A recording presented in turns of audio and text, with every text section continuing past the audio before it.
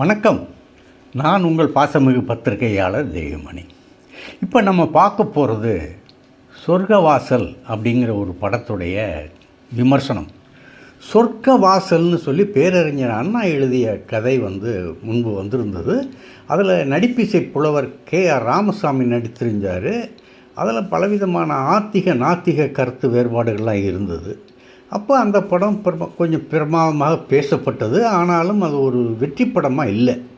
இப்போ அந்த படத்தில் உள்ள சொர்க்கவாசலில் இக்கண்ணாவை எடுத்துவிட்டு சொர்க்கவாசல்னு சொல்லி ஒரு புது படம் வந்திருக்கு. இந்த புது படம் சென்னை மத்திய சிறைச்சாலையில் நடந்த ஒரு பெரிய நிகழ்வை மையமாக வச்சு இந்த கதையை பண்ணியிருக்காங்க. அதாவது இது உண்மையிலே நடந்த சம்பவம், அந்த பெரும் சம்பவம். அதாவது அந்த சம்பவம் நடந்து சிறைச்சாலை உடைக்கப்பட்டிருந்தால் அன்றைய ஆட்சியில் இருந்த கலைஞர் கருணாநிதியுடைய ஆட்சி கலைக்கப்பட்டிருக்கும். இந்தியாவிலேயே முதலில் சிறை தகர்க்கப்பட்ட சம்பவம் சென்னையில் நடந்திருக்கும். ஆனால் அப்படிப்பட்ட ஒரு சம்பவம் நிகழாமல் அந்த ஒரு மிகப்பெரிய கலவரம் அடக்கப்பட்டது. அதை மையமாக வச்சு தான் இவங்க படம் எடுத்திருக்காங்க. இந்த மத்திய சிறைச்சாலையில் அப்போது இருந்த மத்திய சிறைச்சாலை இப்போ இல்லை, இழிச்சிட்டாங்க. அந்த மத்திய சிறைச்சாலையில் பேரறிஞர் அண்ணா, கலைஞர் கருணாநிதி, தேசிய தலைவர் பிரபாகரன், செல்வி ஜெயலலிதா, நேபாள மாவோயிஸ்ட் தலைவர் சந்திரபிரகாஷ் கஜ்ரோல் ஆகியோரெலாம் அடைக்கப்பட்டிருந்தார்கள். இந்த சிறைச்சாலை தான் இப்போ இந்த திரைப்படத்தினுடைய நிகழ்விடம். இந்த படத்தினுடைய ப்ரெஸ்ஸோவில் இடைவேளை விட்டப்போ பல விருப்பு குரல்களையெல்லாம் கேட்க முடிஞ்சது. இந்த கேரக்டரில் நடிப்பதற்கு RJ பாலாஜிக்கு என்ன தகுதி இருக்குது? பாக்ஸர் வடிவேலுவோட கதை, சார்பட்டா பரம்பரை, ADMK மினிஸ்டர் மதுசூதனனுடைய ரைட் ஹேண்டு, அம்மாவுக்கும் தெரிஞ்ச ஆள்.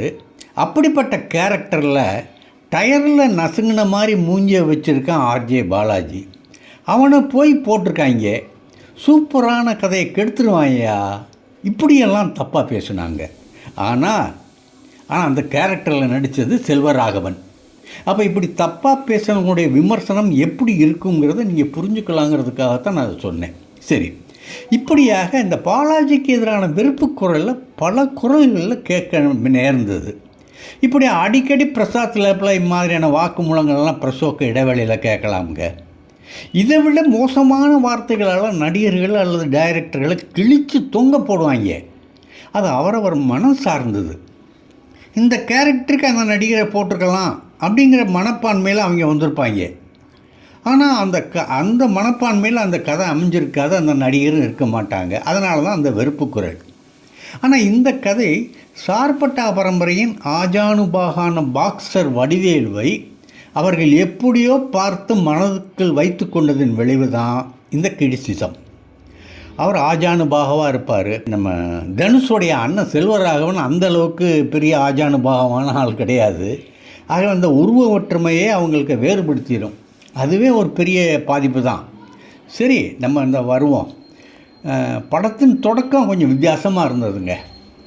சென்னை மத்திய சிறைச்சாலையில் நடந்த மிகப்பெரிய கலவரத்தின் கதை தான் என்பதை முன்னாகவே பத்திரிகையாளரிடம் சொல்லிட்டாங்க.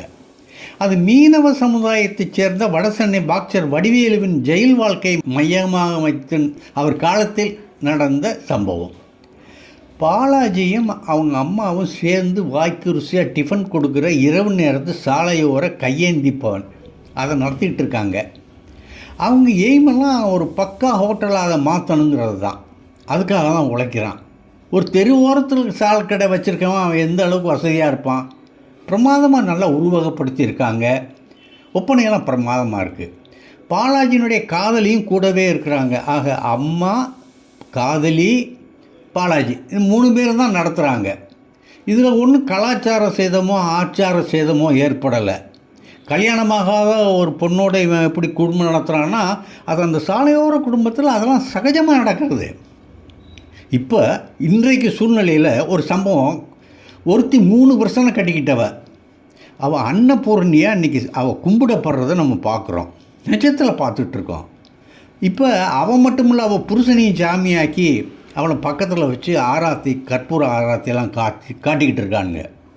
இந்த கலாச்சார சேதத்தை பற்றி இந்த படத்தில் எதுவும் சொல்லலைனாலும் சிலர் வந்து தாலி கட்டாமல் எப்படி குடும்பம் நடத்தலாம்னு சில விமர்சகர்கள் கேட்கலாம்ங்கிறதுனால எனக்கு அந்த கேட்க வேண்டிய சேதம் அந்த இது இல்லை, அவசியம் இல்லைங்கிறதுனால இதை நான் சொல்கிறேன். சென்னை சென்ட்ரல் சைடில் கிரேட் பிஸ்தானா செல்வராகவன் தான், அவர் ஆட்சி தான் நடக்குது. ஒரு காலத்தில் போதைப் பொருள்கள் ஓட்டுறதில் பிஸ்தா ஜில்லா கேடியாக இருந்தவர் தான் இவர் வேணாம்னு சொன்னாலும் ஜெயிலில் பிஸ்னஸ் சூப்பராக நடக்குது. செல்வாவுக்கு அடங்கிய அதிகாரிகள் தான் எல்லாருமே. மேலதிகாரிக்கு பயப்படாதவங்க கூட செல்வராகவன்கிட்ட பயப்படுறான், டரு தான். அப்படி மிரள்கிற அளவுக்கு செல்வராகவன்கிட்ட பாடி லாங்குவேஜ் இருந்ததா? ஆள் பல்காவும் இல்லை, பயங்கரமாகவும் இல்லை, சரியாக முகத்தையும் காட்டலை, தாடியும் மூடியும் முகத்தை கவர் பண்ணியிருக்கு. இந்த இவருடைய எக்ஸ்ப்ரெஷனை பாடி லாங்குவேஜில் நீங்கள் புரிஞ்சுக்கிட்டால் சினிமா ரசனையான பிஸ்தா நீங்கள் தான்.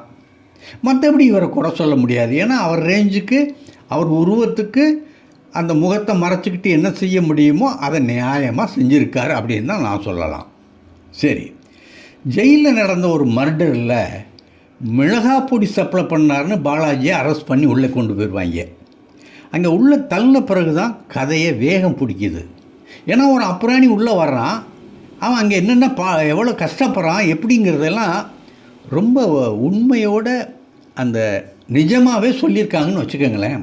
இப்படித்தான் நிஜத்தில் நடக்கும். இந்த பாலாஜி நடிப்பில் ஒரு நல்ல முன்னேற்றம் இருக்குது, அதை யாருமே மறுக்க முடியாது. ஒரு காமெடியனாக பார்க்கப்பட்டதாலேயோ என்னவோ சிலருக்கு அவரை ஹீரோவாக அக்செப்ட் பண்ணுறதுக்கு சங்கடமாக இருந்திருக்கு.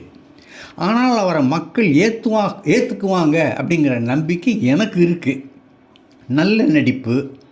ஜெயில் அதிகாரி இவர் வீட்டுக்கு அழைச்சிட்டு வந்த பிறகு அவருடைய அம்மாவுக்கு யானைக்கால், காதலி மனைவி, அதாவது காதலியும் மனைவியுமான பெண், இவங்களை பார்த்துட்டு பாசத்தை பொங்குறாரு. அத்தனை காலம் ஜெயிலில் இருந்துட்டு ஒரு 15 நாள் வச்சுக்கோங்க ஜெயிலில் இருந்துட்டு இங்கே வந்து அம்மாவையும் இப்போ காதலியும் பார்க்கும்போது பிரிய மனசு இல்லை, மறுபடியும் ஜெயிலுக்கு போக ஆசை இல்லை, ஏமாற்றணும். இந்த அதிகாரியை கூட கூட்டிகிட்டு வர அதிகாரி ஒரு முக்கியமான அதிகாரி. அந்த அதிகாரிகிட்ட கெஞ்சுறாரு, இல்லைங்க நான் வரமாட்டேன், நான் சினிமாவுக்கு ஜெயிலுக்கு நான் மறுபடியும் வரமாட்டேன் அப்படின்னு தகராறு பண்ணுறாரு. விட்டால் ஃபோர்ஸாக கூட எடுத்துருவார் போல இருக்குது, அப்படி இருந்தது. ஆனால் அந்த உயர் அதிகாரி வந்து கூட வந்த கான்ஸ்டபிளை மிரட்டி இந்த வர பாலாஜியை ஜெயிலுக்குள் கொண்டு போயிடுறாரு. மறுபடியும் ஜெயிலுக்குள்ளேயும் பாலாஜி பல இடங்களில் ஸ்கோர் பண்ணியிருக்காரு. அந்த எம்எல்ஏக்களுக்கெல்லாம் அங்கே ஜெயிலில் பல சலுகைகள்லாம் தாராளமாக இருக்கும். அவங்களுக்கு இந்த ட்ரெஸ் போட்டுக்கிறதுலையோ அல்லது தங்க செயின் போட்டுக்கிறதுலையோ எந்த விதமான தடைகளும் இருக்கிறதில்ல. அவங்க வந்து ஒரு விஐபி மாதிரி தான் இங்கே ரொம்ப கௌரவமாக நடத்தப்படுவாங்க. அவங்களுக்கு இந்த செக்ஸு அர்ஜி இருக்குது. இந்த செக்ஸ் வேலையும் அவங்களுக்கு தேவைப்படுற நேரத்தில் அதை செய்து கொடுக்குற வேலை கூட இந்த போலீஸ் அதிகாரிகளுக்கு இருக்குது, கூட இருக்க ஜெயிலர்களுக்கும் இருக்குது, அதாவது ஜெயில் சக கைதிகளுக்கும் இருக்குது. அதாவது ஒரு கட்டத்தில் அவங்க வந்து மாமா வேலை பார்க்குறாங்க அப்படிங்கிறத சொல்லாமல் சொல்கிறேன் நான். ஒரு இயல்பான மனுஷன் இங்கே ஒரு அந்த இடத்துல இவர் சாப்பாடு கொண்டு போகிறாரு அந்த எம்எல்ஏக்களுக்கு. அந்த ஒரு எம்எல்ஏவுக்கு ஒரு கேவலமான செக்ஸ் வேலையை ஒரு பையன் பார்க்குறான். அவன் ஒரு அழகான பையன், முகத்தில் பெண்மை இருக்குது. அப்படின்னா நம்ம வந்து யாரை உடனே அடையாளம் காட்டுவோம்? ஆனால் அந்த இடத்துல அடையாளம் காட்டப்படலை. அவன் ஒரு அழகான இளைஞன், பெண் சாயல் உள்ளவன், பெண்மை தோற்றம். ஆனால் அவனுக்கு எந்த வித அவன் இந்த இனத்தைச் சேர்ந்தவனு சொல்லாமல் அந்த காட்சியை படமாக்கியது ரொம்ப பெருமைக்குரியது. அந்த நேரத்தில் ஹோமோசெக்ஸ் எல்லாம் அந்த ஜெயிலில் தான் உருவாச்சு, ஜெயிலில் தான் நடக்கும். இங்கே அந்த மாதிரி காட்சியை இலைமறைவு காய்மறைவாக காட்டியிருக்கார் அந்த டைரக்டரு. அவருக்கு ஒரு பெரிய பாராட்டு. ஜெயிலில் இந்த மாதிரியெல்லாம் நடக்குங்கிறத சாதாரண மக்களுக்கு புரிஞ்சுக்கிற அளவில் பகிரங்கமாக சொல்லியிருக்கிறார். செல்வராகவனை காணோம், அவர் அதிகாரிகளால் கொலை செய்யப்பட்டு விட்டாருங்கிற செய்தி பரவுது. அந்த செய்தி பரவுனது தான் அந்த ஜெயிலுக்குள்ளே ஒரு புரட்சியே நடக்குது. அதுதான் கதையினுடைய ஒரு கிளைமேக்ஸ் மாதிரி, அதாவது ஒரு கிளைமேக்ஸினுடைய தொடர்ச்சியே அதுதான் வச்சுக்கோங்க. அங்கேருந்து படம் முடிகிற வரைக்கும் பரபரன்னு தான் கதை ஓடுது. இந்த அதிகாரிகள் கொல்லப்பட்டார்கள், பதிலுக்கு குற்றவாளிகளாக இருந்த ஜெயில் கைதிகளும் கொல்லப்படுகிறார்கள், தமிழ் சினிமா இது வரைக்கும் அந்த மாதிரி காட்சி நான் பார்த்ததில்லை. ஜெயிலர் நிஜமாகவோ உயிரோ இந்த அதாவது இந்த படத்தில் இல்லாத ஒரு காட்சி உண்மையிலே நடந்தது என்னென்னா, அந்த ஜெயிலில் உண்மையான ஜெயிலரை உயிரோடு கொளுத்தப்பட்டது இந்த ஜெயிலில் தான், சென்னை ஜெயிலில் தான். அது திமுக ஆட்சியில் நடந்தது. அப்போ இதை மையமாக வச்சு ஜெயில் உடைப்பு நடந்திருந்தால் கலைஞர் ஆட்சி கலைக்கப்படுகிற அபாயமும் நடந்திருக்கும். ஜெயில் வாசலில் அந்த காலகட்டத்தில் அதிமுகவினர் நடத்திய போராட்டத்தையும் இந்த இடத்துல பதிவு செஞ்சுருக்காங்க. ஆனால் நாசுக்காக நாகரிகமாக பதிவு செஞ்சுருக்காங்க.